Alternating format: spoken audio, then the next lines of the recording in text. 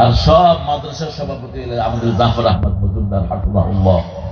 উনি হলেন মাদ্রাসা গড়ার কারিগর। আমার 3 ছেলের হাফেজের বাপ। আমি হইলাম এগুলো শারীরিক বাপ, এগুলো কোরআনের বাপ। আপনারা দোয়া করবেন। যমজ 2টা আগামী পরশুদিন কোরআন খতম করতে যাচ্ছে এই জাফর হুজুরের হাতে। আলহামদুলিল্লাহ। ফরজ নামাজ ছুটে গেছে, বিন্দুমাত্র আপনার কম্পন আসে নাই, বুঝবেন আপনার ঈমানের বিশাল নোকসানিয়াত রয়েছে। আপনার পরিবারের আপনার সন্তানদেরকে আহালকে ডাকেন নাই, আপনি নামাজ পড়ে আসছেন, আপনি নামাজ আদায় করছেন, ও ঘুমাচ্ছে, আপনি নামাজ পড়ে এসে যে গুনাহগার, ওকে যে ডাকেন নাই, নিয়ে যান নাই, আপনি ওর মতো সমান গুনাহগার মাঝে নয়। আল্লাহ বলতেছে সফলতা হচ্ছে কদ আফলাহাল মুমিনুন, মুমিন হইছে সফল কাম হয়ে গেছে। আপনি রাতে ঘুমাচ্ছেন, ডান কাত হয়ে দোয়া পড়ে ঘুমান আর নিয়ত করেন ফজরের নামাজ পড়বেন জামাতের সাথে, আল্লাহর কসম করে বলতেছি সারাটা রাত আপনার আমলনামায় ইবাদত হিসেবে লেখা হবে। আপনি আসমানের উপরে থাকেন আর নিচে থাকেন, আপনার টেনশন মুক্ত থাকেন। যখন হকের দাওয়াত দিবেন তখন আপনার উপর বিপদ আসবে, তখনই আল্লাহ বলতেছে ওয়াতাওয়াসা বিস-সাবর। শ্রেষ্ঠ বিদ্যাপীঠ তামির মিল্লাত কামিল মাদ্রাসার সম্মানিত প্রফেসর অধ্যাপক Mohammad Isaq Ali, managing director STI group Dhaka, আজকের আমাদের এই সুন্দর আয়োজনের এই তাফসির মাহফিলের প্রধান মুফাসসির, শুধু বাংলাদেশ নয় সারা বিশ্বের বাংলাভাষী মানুষের কাছে সুপরিচিত মুখ হযরত মাওলানা আল্লামা তারেক মনোয়ার ইতিমধ্যে এসে উপস্থিত হয়েছেন। এবং আজকে যিনি আপনাদের সামনে আজকে এই মসজিদে যিনি জুমা পড়িয়েছেন, সারা বাংলাদেশের একজন যিনি জ্ঞান গর্ব আলোচনা রাখেন, আমাদের আজকের বিশেষ বক্তা হযরত মাওলানা ডক্টর মুফতি কামরুল হাসান শাহীন, উপস্থিত মুরব্বিয়ান ইকরাম, যুবক তরুণ ভাইয়েরা, গ্রামের পর্দার আড়ালের মা ও বোনেরা, মহান রব্বে কারীমের দরবারে শুকরিয়া আদায় করছি যে রব্বুল আলামিন আমাদেরকে জুমার নামাজ শেষ করে কিছু কোরআন থেকে কথা বলার এবং শোনার সুযোগ করে দিয়েছেন।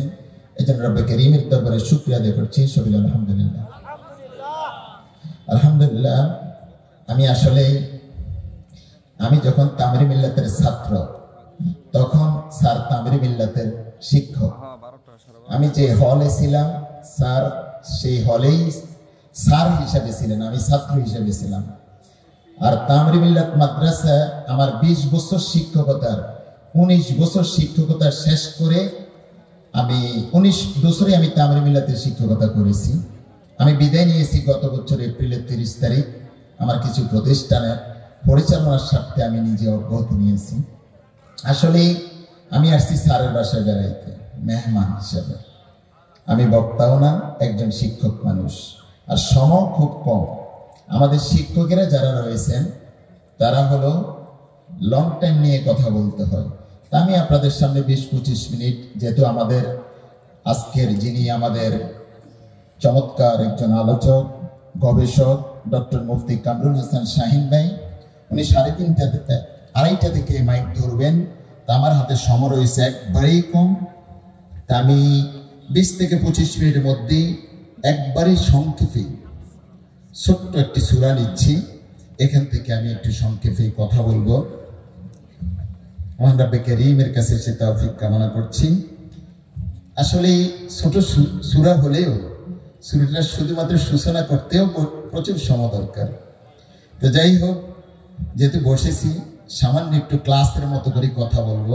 আমি সূরা আসর থেকে একবারে সংক্ষেপে সামান্য কিছু কয়েকটি কথা বলেই আমি শেষ করব। মহান রব্বে কারীম যেই কোরআন শরীফের 3টি সূরা রয়েছে, ছোট ছোট 3 আয়াতের, সূরা আসর, সূরা নসর, আরেকটা কি সূরা কাউসার। এই 3টি সূরার মধ্যে যে আমরা জানি কোরআন শরীফে এই যে সূরাটি রয়েছে সূরা আসর, এটা মক্কায় অবতীর্ণ। সূরা নাম্বার হচ্ছে 103 নাম্বার সূরা, শব্দ সংখ্যা হচ্ছে 14টি, বর্ণ সংখ্যা 70টি। আমি যে সূরা আসরের সংক্ষিপ্ত আগে স্বাভাবিক একটু অনুবাদ করছি। আল্লাহ রাব্বুল আলামিন ইরশাদ করেন, ওয়াল আসর, সময়ের কসম, যুগের কসম, ইন্নাল ইনসানা লাফি খুসর, নিশ্চয় সকল মানুষ ক্ষতিগ্রস্ত, ক্ষতির মধ্যে লিপ্ত। ইল্লাল্লাযীনা আমানু, ক্ষতি থেকে মুক্ত হওয়ার 4টি উপায় রয়েছে। এক, ইল্লাল্লাযীনা আমানু, 1 নাম্বার হচ্ছে ঈমান, ওয়া আমিলুস সালিহাত, নেক আমল, ওয়া তাওয়াসাউ বিল হক, এবং পরস্পর হকের দাওয়াত দেওয়া, ওয়া তাওয়াসাউ বিস সবর, এবং পরস্পর ধৈর্যের উপদেশ দেওয়া। এই 4টি গুণ যার মাঝে আছে সে ক্ষতি থেকে মুক্ত। প্রিয় মুসলিয়ান ইকরাম, আমরা এই সূরা থেকে আল্লাহ রাব্বুল আলামিন আমরা দেখি রাসূল আকরাম সাল্লাল্লাহু আলাইহি ওয়াসাল্লাম এর সাথে সাহাবায়ে কেরামরা আসতেন। যখন 2 জন সাহাবী মিলিত হইতেন তখন তারা একজন আরেকজনকে এই সূরাটি না শুনিয়ে তারা আলাদা হইতেন না। এই কথাটা এসেছে তাবারানী ও ইমাম বাইহাকি রাহমাহুল্লাহ শুআবুল ঈমান গ্রন্থে এসেছে। কানা রাজুলানি মিন আসহাবিন নবী সাল্লাল্লাহু আলাইহি ওয়াসাল্লাম ইযা ইলতাকায়া লাম ইফতারিকা হাত্তা ইয়াকরা আহাদুহুমা আলাল আখার। এই একজন সাহাবী আরেকজন সাহাবী আলাদা হওয়ার আগে এই সূরাটা শুনে তারপর তারা আলাদা হইতেন। প্রিয় মুসলিয়ান ইকরাম, তাফসীর ইবনে কাসিরে এসেছে ইমাম শাফি রাহমাহুল্লাহ তিনি বলেন, লাউ তাদাব্বারান নাসু হাযিহি সূরা লাকাফাতহুম, যদি কোনো মানুষ শুধুমাত্র পুরো কোরআন গবেষণার দরকার নাই, শুধুমাত্র এই ছোট্ট সূরাটি যদি গবেষণা করে, চিন্তা করে, আমল করে, এটাকে যদি তার নিজের জীবনে বাস্তবায়ন করে, হাযিহি সূরা, এই ছোট্ট সূরাটাকে লাকাফাতহুম, অবশ্যই তাদের জন্য এটুকু যথেষ্ট, আর দরকার নেই। প্রিয় মুসলিয়ান ইকরাম, হযরত আমর ইবনে আস রাদিয়াল্লাহু তাআলার সাথে মুসাইলামাতুল কাজ্জাবের দেখা, তখন আমর ইবনে আস রাদিয়াল্লাহু ইসলাম গ্রহণ করেন নাই, কিন্তু মুসাইলামার সাথে যাচ্ছে, জিজ্ঞাসা করলো, এই তোমাদের নবীদের উপরে, তোমার নবীর উপরে কি নাজিল হয়েছে বলো তো? তো আজকে তো শুনলাম সূরা আসরটা নাজিল হয়েছে। সূরা আসরটা মুসাইলামাতুল কাজ্জাবকে শুনাইলো। শোনানোর সাথে সাথে মুসাইলামাতুল কাজ্জাব বলল, আজকে তো আমার উপর একটা সূরা নাজিল হয়েছে। কি সূরা? বলল, ইয়া ওয়াবরু উযনানে ওয়া সাদরু ওয়া সাইরুকা হাক্কান। বলছে আমার উপর আজকে যে সূরাটা নাজিল হয়েছে, ইয়া ওয়াবরু, হে ওয়াবরু, হে ওয়াবরু, তো বিড়াল ছানার মতো একটা প্রাণী, উযনানে ওয়া সাদরু, তোমার 2টি কান এবং একটি সিনা রয়েছে, ওয়া সাইরুকা হাক্কু, আর এইটা ছাড়া বাকি সবকিছু হয়েছে ফালতু। এই কথা শুনে আমর ইবনে আস তখনও মুসলমান হন নাই, তিনি বললেন, এই সূরা শুনে একটু আগে নবীর উপরে অবতীর্ণ হয়েছে সূরা আসর, সেটা শুনে আসলেন, আর এই নবী বন্ড মুসাইলামাতুল কাজ্জাব ওই বেয়াদব যেটা বলেছে এটাকে বলতেছে ইন্নাকা লা তা'লামু। যখন মুসাইলামা বলল, ও আমর ইবনে আস, আমার উপরে যে সূরা অবতীর্ণ হয়েছে এটা কেমন হইল, তখন আমর ইবনে আস এখনো ইসলাম গ্রহণ করেন নাই, কিন্তু তিনি বললেন, ইন্নাকা লা তা'লামু আন্নী আ'লামু আন্নাকা তাকযিব। নিশ্চয় তুমি অবশ্যই জানো, আন্নী আ'লামু, আমিও জানি, আন্নাকা তাকযিব, তুই যে একটা মিথ্যাবাদী, এটা তুইও জানোস আমিও জানি। মানে অর্থাৎ ইসলাম গ্রহণ করে না, কিন্তু এটা যে একটা ভাওতাবাজি, এটা যে সূরা না, এটা যে কোরআনের আয়াত না, এটাই করলেন। মুসাইলামা বিভিন্ন সময় বলতো মুরিদদেরকে, উম্মতদেরকে বুঝাইতো যে আমার উপর আয়াত অবতীর্ণ হয়, আল ফিলু মাল ফিল ওয়া মা আদরাকা মাল ফিল, এরপরে ইন্না আতাইনাল হাক্কা, বিভিন্ন স্টাইলে নকল করার চেষ্টা করতেন। প্রিয় মুসলিয়ান ইকরাম, আসলে সূরা আসর ছোট্ট একটি সূরা, যদি এটা তাফসীর শুরু করা হয় ঘন্টার পর ঘন্টাও ওটার প্রথম পয়েন্টটা 2 আয়াত আলোচনা করতেই শেষ হয়ে যায়। তা আসলে একবারে সংক্ষেপে আমি আপনাদেরকে একটু ধারণা দিব। হযরত ইবনে আব্বাস রাদিয়াল্লাহু তাআলা বলেন, সূরা আল আসর আয় আদ-দাহ, অর্থাৎ আসর শব্দের অর্থ হচ্ছে যোগ, শপথ। আপনি একটু শুনেন, পুরো কোরআন শরীফে 40টি শপথ রয়েছে। শেখ তানদাবি জাওহারি বলেন, কোরআনে মোট আছে 40টি শপথ করা হয়েছে। 20টি হলো ভূমণ্ডলীয় আর 20টি হচ্ছে নবমণ্ডলীয়। এই 40টা শপথের 40তম শপথটা হচ্ছে সময়ের শপথ, কালের শপথ। কাল বলতে কাকে বোঝায়? কাল বলতে সময় বলতে সেকেন্ডকে বোঝায়, মিনিটকে বোঝায়, ঘন্টাকে বোঝায়, দিনকে বোঝায়, রাতকে বোঝায়। শুধু তাই নয়, মাসকে বোঝায়, বছরকে বোঝায়, যুগকে বোঝায়, আমার আপনার জন্মের পর থেকে সারাটা জীবনকে বোঝায়। শুধু তাই নয়, যেদিন আদম আলাইহিস সালামকে সৃষ্টি করেছেন সেই দিন থেকে আজকে পর্যন্ত কিয়ামত পর্যন্ত সবটা নামে সময়। যেদিন আদমকে সৃষ্টি করা হয় নাই পূর্বের সময়টাকেও সম বলা হয়। অর্থাৎ এটার এত ব্যাপকতা। মুহাম্মদ করিম, আমরা যদি সময়ের সাথে সম্পৃক্ততা রয়েছে, আমাদের আমল, আমাদের চলাফেরা, আমাদের ব্যবসা, আমাদের জীবিকা অর্জন সবকিছুই সময়ের সাথে সম্পৃক্ত। মুহাম্মদ করিম 40তম যে শপথটি রয়েছে কোরআন শরীফে, সেটা সময়ের শপথ খেয়েছেন। এটার গুরুত্ব কত বেশি দিয়েছেন। ওয়াল আসর, সময়ের কসম করে বলছি, ও আমার বান্দারা শুনে রাখো, সেই দিন যেই দিন আদম আলাইহিস সালামকে সৃষ্টি করা হয়েছে, আমি কিন্তু তোমাদেরকে সৃষ্টি করিনি। আমার ইচ্ছা ছিল যে আমি জিনদেরকে সৃষ্টি করেছিলাম, তারা আমার গোলামি করবে, আমার দাসত্ব করবে, আমার বন্দিগি করবে, আমার ইবাদত করবে। তারা যখন নাফরমানি করলো, আমি তাদেরকে ধ্বংস করে দিলাম। ধ্বংস করে দিয়ে আমি একটি পরিকল্পনা সাজাইলাম। সেই দিন প্রস্তাবনা করলাম, ইন্নী জাআলুন ফিল আরদি খলিফা, আমি আমার প্রতিনিধি সৃষ্টি করতে চাই, তোমাদের মতামত কি? তখন ফেরেশতারা বলল, আতাজালু ফিহা মান ইউফসিদু ফিহা ওয়া ইয়াসফিকু দিমা, ও আল্লাহ, এমন জাতি আবার বানাবেন যারা ফিতনা ফাসাদ ঘটাবে, যারা রক্তপাত ঘটাবে, এই জাতি আবার বানাবেন? আল্লাহ, আপনার লক্ষ্য কি, উদ্দেশ্য কি, কেন বানাবেন? আল্লাহ তো বলছে, আমার তো একটাই লক্ষ্য, একটাই টার্গেট, একটাই উদ্দেশ্য, ওয়ামা খালাকতুল জিন্না ওয়াল ইনসা ইল্লা লিয়াবুদুন, আমি মানব জাতি এবং জিন জাতিকে সৃষ্টি করি নাই, তবে করেছি একটি লক্ষ্য নিয়ে, তারা আমার গোলামি করবে, আমার ইবাদত করবে, আমার বন্দেগী করবে, আমার দাসত্ব করবে। এই লক্ষ্যে তো আমি সৃষ্টি করেছি। আল্লাহ, উদ্দেশ্য যদি এটাই হয়ে থাকে, ফেরেশতারা বলল, নাহনু নুসাব্বিহু বিহামদিক ওয়া নুকাদ্দিসু লাক, আমরাই তো আপনার তাসবিহ পাঠ করছি, আপনার পবিত্রতা ঘোষণা করছি, এগুলো বানানোর দরকার কি? আল্লাহ সর্বশেষ বললেন, ইন্নী আ'লামু মা লা তা'লামুন, আমি যা জানি তোমরা তা জানো না, আমি বানাবোই। আদম আলাইহিস সালামকে বানাইলেন, তখন বাজারে মার্কেটে স্বর্ণের দাম বেশি ছিল, এই জন্য মাটি দিয়ে বানাইছে নাকি? আল্লাহু আকবার। আগুন লাগাইলে কি উপরে যায় না নিচে যায়? উপরে। অহংকার করছে শয়তান। আর আল্লাহর মাটি কি ছেড়ে দিলে উপরে যায় না নিচে যায়? মাটিকে বাছাই করে নিলেন আদম আলাইহিস সালাম। আমাদের মানে যেন অহংকার তাকাব্বুরি না আসে। কি মাটি দিয়ে বানাইছেন? লাকাদ খালাকনাল ইনসানা মিন সুলালাতিন মিন তিন, মাটির সারাংশ থেকে আল্লাহ বানাইছেন। ইন্নী খালিকুম বাশারাম মিন সালসালিন মিন হামাইম মাসতুন, হামাইম মাসতুন হচ্ছে পয়সা গলিয়া দুর্গন্ধ যুক্ত হইয়া যে মাটিটা ফুক্ত হয়, এটা দিয়ে আদম আলাইহিস সালামকে তৈরি করলেন। আমাদের মানে যেন অহংকার তাকাব্বুরি না থাকে। আজকে তুমি দাম্ভিকতা দেখাও, তুমি 1000 কোটি টাকার মালিক হইলা, তুমি এমপি হইলা, মন্ত্রী হইলা, সচিব হইলা, টাকাওয়ালা হইলা, তোমার পাও মাটিতে লাগে না। আল্লাহ বলছে যে তোমরা অহংকার দাম্ভিকতার সাথে তোমরা হেঁটো না। প্রিয় মুসলমান, দেখেন কিভাবে বলেছে যে ইন্নাল ইনসানা লাফি খুসর, নিশ্চয় অবশ্যই তাকিদের জন্য, দৃঢ়তার জন্য এসেছে আল ইনসান। ইনসান তো মানুষ, 2 জন মানুষ, 3 জন মানুষ, 10 জন মানুষ, 1000 মানুষ, কিন্তু আল ইনসানের মধ্যে একটা আলিফ লাম আসছে। ওই আলিফ লামের বিশাল অনেকগুলো প্রকার রয়েছে।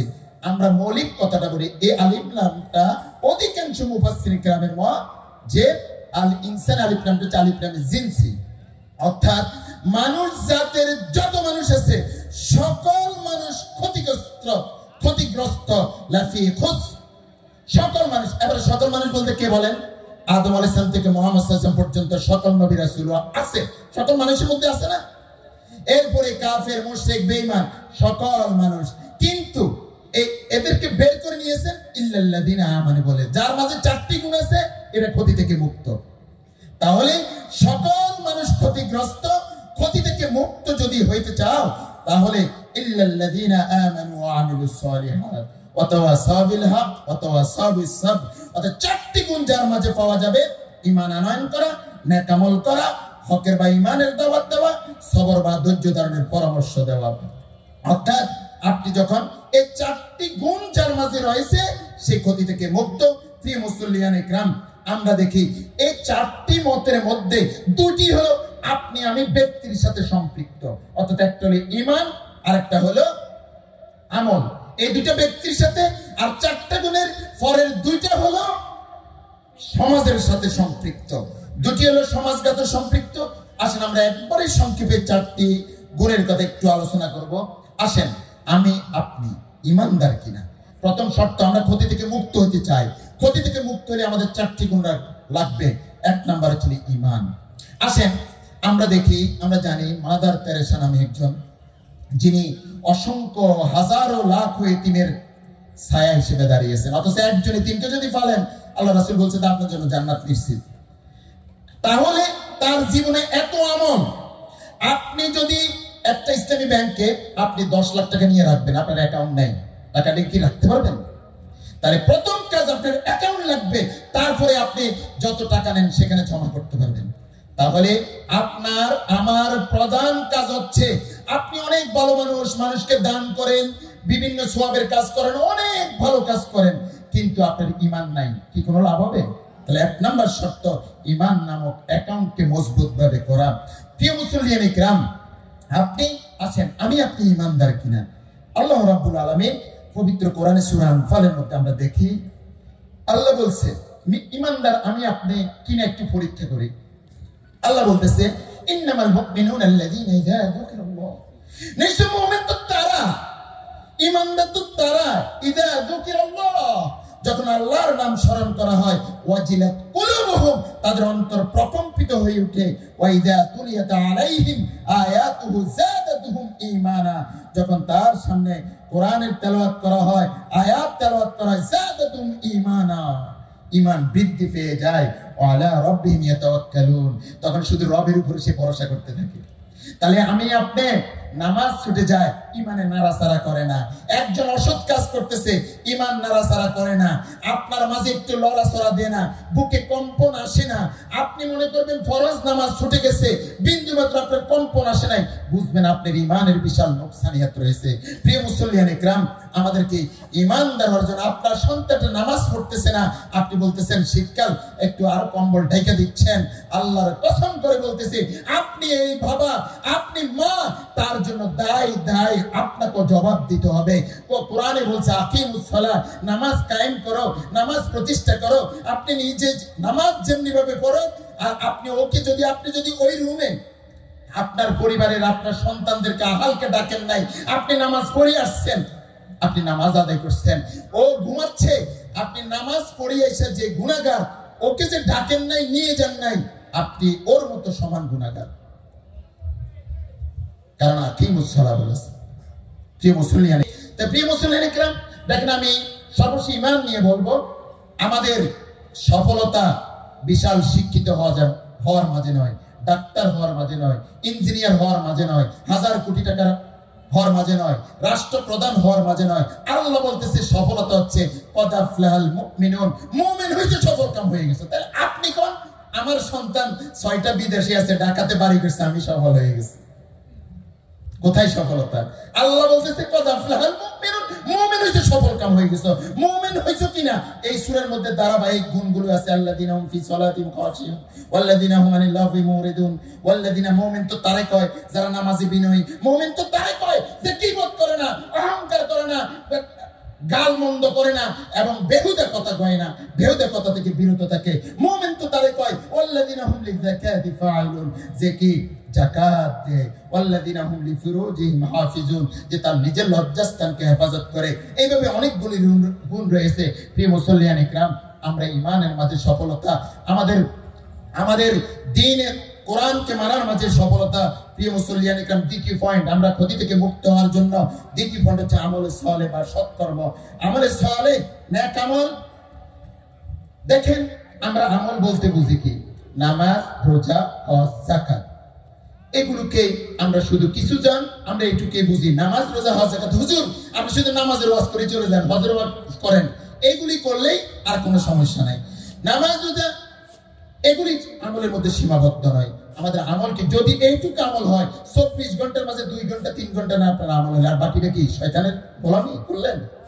অথচ আমরা দেখেন আদম আলাইহিস সালাম থেকে হযরত ঈসা আলাইহিস সালাম পর্যন্ত প্রত্যেকটি নবী রাসূল ইবাদতের, আল্লাহ যে লক্ষ্য উদ্দেশ্যে পাঠিয়েছেন, সে দাওয়াত দিয়েছে যে لقد أرسلنا نوحا إلى قومه قال يا قوم اعبدوا الله ما لكم من إله غيره নূহ আলাইহিস সালাম তার সম্প্রদায়ের কাছে এসে বলে ইয়া কওমি হে আমার সম্প্রদায় আবুদুল্লাহ তোমরা এক আল্লাহর ইবাদত করো মা লাকুম মিন ইলাহিন গায়রু তিনি ব্যতীত কোনো মাবুদ নাই ওয়া ইলা মাদিয়ানা আখাহুম শুআইবা ক্বালা ইয়া কওমি আবুদুল্লাহ মা লাকুম মিন ইলাহিন গায়রু ওয়া ইলা সামুদ আখাহুম সালিহা ক্বালা ইয়া কওমি আবুদুল্লাহ মা লাকুম মিন ইলাহিন গায়রু তাহলে সকল নবীতেই দাওয়াত দিয়েছে আর আমাদের নবী এসে বলছে ইয়া আইয়ুহান নাসু আবুদু হে মানুষ সকল আমাদের নবী কোন সম্প্রদায়ের জন্য আসে নাই গোষ্ঠীর জন্য আসে নাই রাষ্ট্রের জন্য আসে নাই আরবি অনারবি সকলের জন্য আমাদের নবী এসেছে এই জন্য বলছেন ইয়া আইয়ুহান নাসু আবুদু আর আমাদের নবী এসে বলছেন আনা খাতামুন নবিয়্যিন লা নবিয়্যা বাদি আমি শেষ নবী আমার পরে নবী আসবে না তবে নবী ওলা কাজ কারা করবে আল উলামা ওয়ারাসাতুল আম্বিয়া এই নবীর উত্তরসূরিরা কাজ করবে